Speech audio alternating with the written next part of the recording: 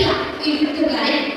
മലയാള സാഹിത്യത്തിന് നിരവധി അതുല്യ സംഭാവനകൾ സമ്മാനിച്ച അധിക പ്രതിഭ.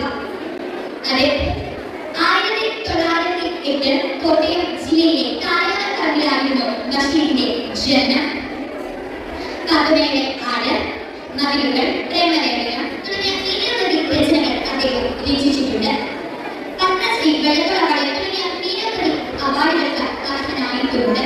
എനിക്ക് ബഷീറിന്റെ രചനകളിൽ ഏറ്റവും ഇഷ്ടപ്പെട്ട രചന പാത്തുമ്മയുടെ ആടാണ്. ബഷീറും സഹോദരങ്ങളും അമ്മയും ഒറ്റയ്ക്ക് വീട്ടിൽ ഒറ്റയ്ക്കായിരുന്നു താമസിച്ചിരുന്നത്. ബഷീറും അമ്മയും ഒറ്റയ്ക്ക് വീട്ടിൽ ഒറ്റയ്ക്കായിരുന്നു താമസിച്ചിരുന്നത്. പാത്തുമ്മയുടെ ആട് മുതൽ വീട്ടിലെ എല്ലാവരും ഈ കഥയിൽ കഥാപാത്രങ്ങളായിരുന്നു. പാത്തുമ്മ എല്ലാ പ്രാവശ്യവും വീട്ടിൽ വരുമ്പോൾ തട്ടിക്കാച്ചു പറയാറുണ്ട്, എന്റെ ആട് വരട്ടെ എന്നാണ്.